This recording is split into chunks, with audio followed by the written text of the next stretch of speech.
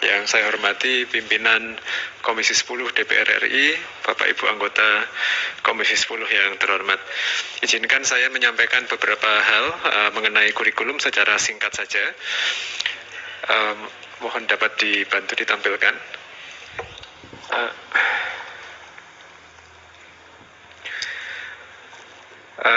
Pertama, izinkan kami menyampaikan bahwa sebenarnya pengembangan kurikulum prototipe ini memiliki benang merah yang meneruskan kebijakan dan desain kurikulum-kurikulum sebelumnya, setidaknya sejak tahun 2004. Jadi ada beberapa hal pokok yang menjadi benang merah. Ya, tidak semuanya berubah, karena kadang-kadang ketika kita bicara tentang kurikulum, tendensinya asosiasinya seolah-olah segalanya berubah, padahal sebenarnya ada hal-hal pokok yang kami lanjutkan, kami teruskan. Yang pertama adalah orientasi kurikulum yang holistik. Jadi ini kuat sekali ditegaskan di K13, halaman 37. Ya, orientasi holistik ini kuat sekali di K13 dengan adanya penegasan bahwa pembelajaran pendidikan itu harus mengembangkan anak didik secara utuh, tidak hanya kemampuan akademiknya tetapi juga non-akademik, tidak hanya kompetensi kognitifnya tetapi juga karakter yang ada dimensi-dimensi sosial, emosional dan spiritual.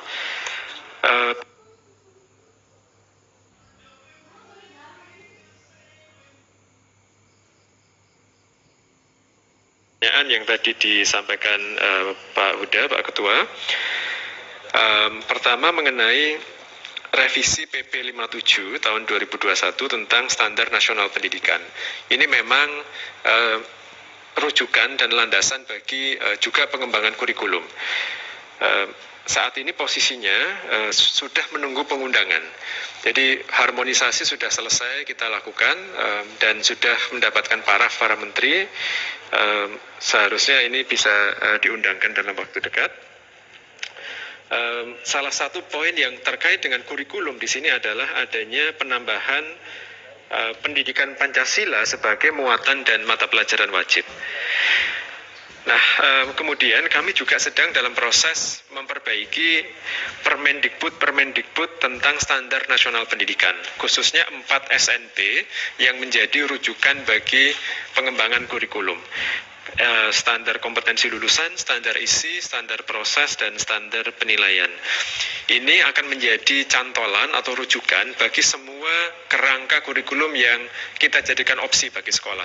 Jadi kalau ada pertanyaan tadi, dan ini betul dan valid pertanyaannya, ketika sekolah diberi opsi kerangka kurikulum, ada K13, kurikulum darurat, kurikulum prototipe, bagaimana kita menjaga standar ya, kesinambungannya. Dan jawabannya adalah semua opsi tersebut mengacu pada standar yang sama. Jadi SKL-nya sama, standar isinya sama. Yang lalu bahwa seluruh daerah khusus apa strategi siswa. Jadi yang tadinya fokusnya mungkin lebih kepada administrasi pendidikan, sekarang fokusnya adalah kepada pembelajaran siswa. Ini yang selalu ditekankan oleh Mas Menteri, dan itulah kunci dari transformasi sekolah kita dengan kepala sekolah yang memiliki mindset yang baru, yaitu fokus kepada pembelajaran siswa. Jadi guru penggerak ini kadang-kadang dimaknai sebagai guru, padahal sebenarnya ini adalah guru plus, karena dia adalah pemimpin. Jadi ini adalah untuk pemimpin sekolah kita. Nah, yang poin D dan poin E itu mengakomodasi ke berbagai masukan di lapangan. Yang pertama, yang poin D, bahwa guru PNS pangkat paling rendah, Pranata Muda tingkat 1 dengan golongan ruang 3B bisa menjadi kepala sekolah. Dan ini adalah pertama kita melihat bahwa banyak sekali calon-calon pemimpin yang usianya mungkin masih muda dengan jenjang yang jabatannya mungkin masih belum tinggi, tapi sudah memiliki sebuah kompetensi yang baik dan bisa secara dinamis melakukan kreativitas, inovasi di sekolah-sekolah, dan ini bisa kita akomodasi. Selain itu juga di daerah-daerah yang sulit, yang kita tahu banyak daerah yang juga tidak ada kepala sekolah karena daerah-daerah tersebut sulit akses dan segala macam. Ini lebih memungkinkan bagi mereka, memudahkan untuk mengangkat gurunya menjadi kepala sekolah. Jadi tidak perlu harus sampai golongan yang terlalu tinggi. Selama mereka memiliki kompetensi yang kita kunci melalui program pendidikan guru penggerak. Jadi sertifikat guru penggerak sebagai kuncinya. Dan poin E, ini untuk mengakomodasi undang-undang ASN, karena ASN sekarang ada PNS, ada P3K. Kita membuka kesempatan juga kepada guru P3K yang memiliki jenjang jabatan guru ahli pertama bisa menjadi kepala sekolah. Ini kita sesuaikan juga dengan perkembangan dari undang-undang ASN yang ada PNS dan P3K-nya. Selanjutnya yang mungkin sering ditanyakan, slide selanjutnya. Nah, Bapak Ibu, saya ingin menyampaikan dan ini juga poin yang penting untuk kita sama-sama ketahui. Kita sering mendapatkan pertanyaan-pertanyaan ini adalah guru yang memiliki sertifikat calon kepala sekolah CKS itu tetap bisa dapat ditugaskan sebagai kepala sekolah. Jadi tidak perlu khawatir. Ini tidak ada artinya apa ya? Mereka nanti langsung boleh gitu. Tetap bisa ditugaskan. Jadi tidak ada masalah. Karena nanti kita lihatkan datanya ya di slide sesudahnya bahwa kita kebutuhan kepala sekolah kita yang memenuhi persyaratan ini luar biasa. Jadi kita ingin melihat kondisi di lapangan yang juga realistis. Kita akan mendorong terusnya akselerasi guru penggerak, tapi pada saat yang bersamaan kita ingin menjaga stabilitas yang ada di sekolah-sekolah kita terkait kepemimpinan sekolah ini. Karena itu juga dalam hal jumlah guru ada di beberapa daerah itu baik yang memiliki CKS, sertifikat calon kepala sekolah, dan atau sertifikat guru penggeraknya masih jauh atau tidak mencukupi, maka pemerintah daerah dapat menugaskan guru sebagai kepala sekolah dari guru yang belum memiliki sertifikat CKS dan sertifikat guru penggerak.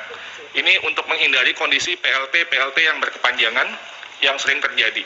Jadi ini boleh temporer dan ini tapi tetap kita ditegaskan lagi bahwa penugasan guru sebagai yang dimaksud di poin di atas itu dilakukan sampai adanya guru yang memiliki sertifikat guru penggerak. Jadi kita akan terus akselerasi program guru penggerak, tapi pada saat yang bersamaan kita tahu kondisi di lapangan ini banyak PLT atau yang tidak ke kelas sekolah. Jadi yang CKS oke, bisa, dan untuk guru yang tidak CKS dan tidak sertifikat pun kalau dipercaya oleh Pemda boleh untuk 1 periode selama masa transisi ini. Jadi ini untuk menjaga stabilitas, nanti PLT-nya berkelanjutan, PLT 6 bulan, tambah lagi nanti diganti lagi terus.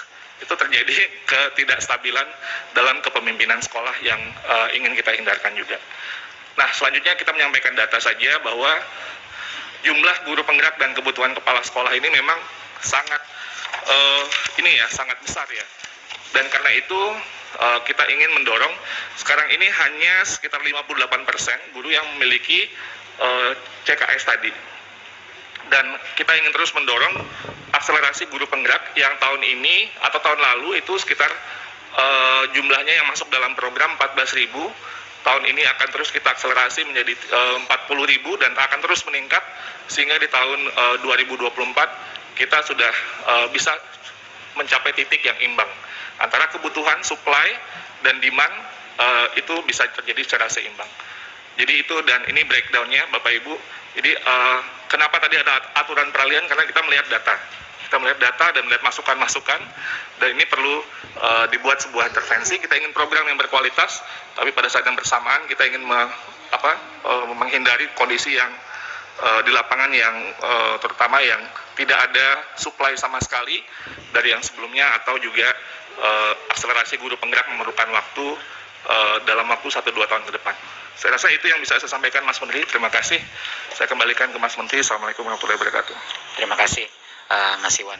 Saya cuma ingin menekankan sekali lagi bahwa manusia terpenting dalam transformasi pendidikan. Kalau kita harus mengambil satu level manusia, itu bukan menteri, bukan dirjen. Yang terpenting itu sebenarnya kepala sekolah. Kepala sekolah itu adalah kunci daripada perubahan budaya pembelajaran di masing-masing sekolah. Jadi itu makanya guru penggerak ini salah satu program terpenting kita. Semakin besar nanti ke depannya guru penggerak, semakin lebih banyak guru-guru yang diposisikan.